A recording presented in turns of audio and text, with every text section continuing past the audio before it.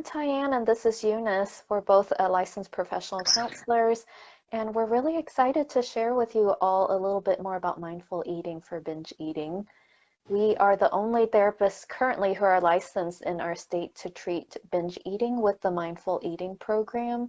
It was created by Doctors Michelle May and Carrie. I totally forgot her last name now. Do you remember? Anderson. Yeah, and Carrie Anderson. And so today we're just going to touch on what is binge eating. And if there was a woman who was to come to you and wondering if she's struggling with binge eating or emotional eating, how would she know if she's struggling with that, Eunice? Yeah. Oh, it's a good question.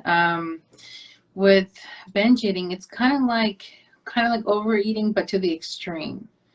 It's more destructive. It's mindless. It's more emotional and driven, and it's more physically destructive. And also, there's a lot of behaviors that comes with binge eating, where you're eating too quickly, you're hiding your food, you're not paying attention to what is actually, you're just consuming it. And then this binge could happen for hours. You're just constantly eating, or for even days. And then there's repetitive behaviors with that. It's eating um, things that are not very nutritious, things that you just want to help mask a pain that you're going through, whether it's guilt or shame or stress. It's a way to cope, and then you constantly start using that pattern of binging with any food. Yeah, and I recognize binge eating is often there to cope, for a lot of people, to cope with some really painful emotions, because it actually has this physical effect of stuffing down the emotions. And so a lot of our emotions can show up in our throat, our stomach, in your chest. And then when you eat, it can feel like it's literally stuffing down those emotions and even allows you to have like a dissociation away from pain. Yes. Um, yeah. And so you're talking about different features where they're just eating larger amounts of food than typical. So it's a form of overeating, but it's to the extreme. Mm-hmm. And you're talking about other features of like eating to complete discomfort. They feel really miserable, and it could go on, you said, lasting hours or days, Yeah. to the point of extreme discomfort to cope with something. Mm-hmm. Yeah. And how does restrictive eating and thinking affect binge eating? Can you share a little bit more about that? And Yeah. what is it? Yeah, that's a good question too. Restrictive eating is kind of like the other side of the extremes of the pendulum. It is where it's driven by rules. You're restricting what you're eating. You're restricting how you eat it, when you eat it, how much you eat it. It's mostly driven by all kinds of rules. Eating only certain time of the day, and eating certain types of food, cutting out carbs, cutting out sugar, no fruits, certain fad diets could be the restrictive. You're also depriving yourself of what you want, what your body truly needs. And so you go into that restrictive mode. And then once you do that for so long, but you're still craving things, then you eat something that you want. And then it's like back to the other side. Well, I messed up, or this bad thing happened, and you're going back to the binge eating cycle. So the restrictive is, it's when you're deprived, and you've deprived yourself, or it's not sustainable. And when it's not sustainable, then you go back to what you know, and which is the binging. And then when you feel like shame or guilt with that, then you feel like you need to go back to that restricting to lose weight or to be healthier. Then you go back into the other cycle of restricting. It's always a swing. Yeah, it's that pendulum swing from one extreme to the other. And I want to emphasize too on what you're saying, that restrictive eating leads us to feel deprived. It's not sustainable. It leads to actually have more physical cravings. So when you tell yourself you can't have any carbs, you can't have any sugars, your body will actually start to be deprived of that nutrient, and it's more likely to crave it. And so that Mm-hmm. actually is more likely to trigger a binge because you're shutting out your body. you're not listening to hunger cues, you're more likely to be in starvation mode. And Right. when we're starving, we're much more likely to actually go into a binge mode or to overeat, for sure. So what do we do, Eunice, when you find yourself just on this pendulum of like yo-yo diets where you restrict, you follow all these rules, all these diets, and then you find yourself swinging to the space of binging where you end up in self-hatred, low self-esteem, a lot of guilt, and even suicidal thoughts we see come up Yeah. for people. What happens when people continue to be on that back and forth swing from one extreme to the other? Yeah, when they go from one extreme to another, the good news is there is a middle ground. And this middle ground is called instinctive eating.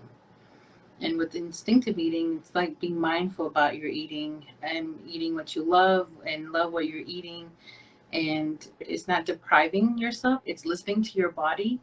What does your body want? And learning how much does your body want? How hungry are you? When you're full, knowing, okay, well, I'm full now, what do I do next? And it helps you to make choices that feels more aligned with what your body's needing at that moment. It's not emotionally driven all the time. It's about fueling your body. You're eating because you need it for energy to get through the day. And it doesn't come with shame and guilt. And sometimes with instinctive eating, you do overeat.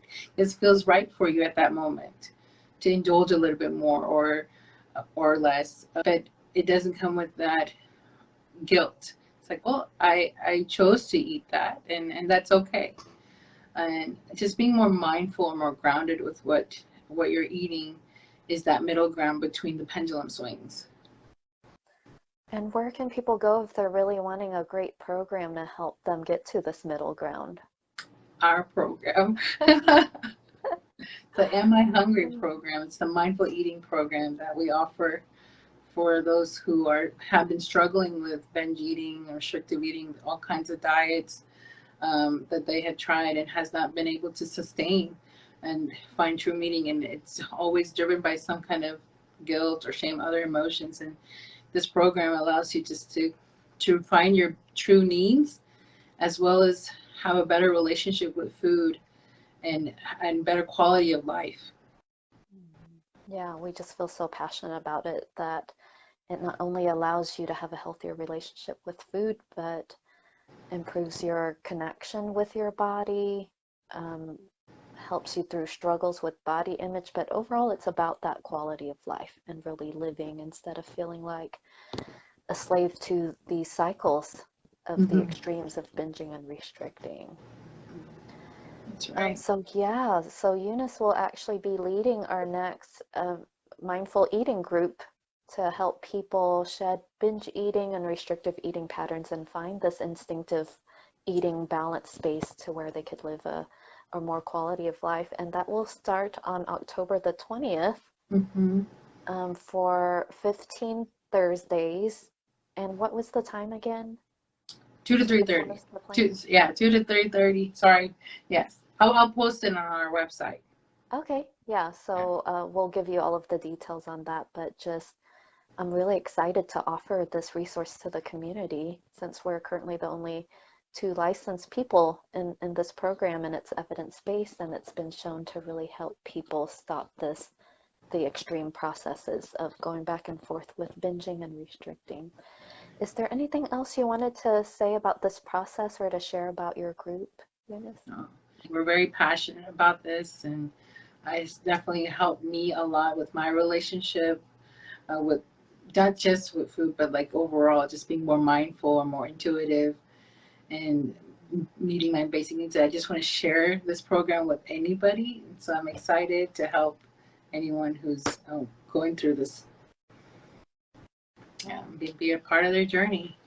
So Yeah, that's it.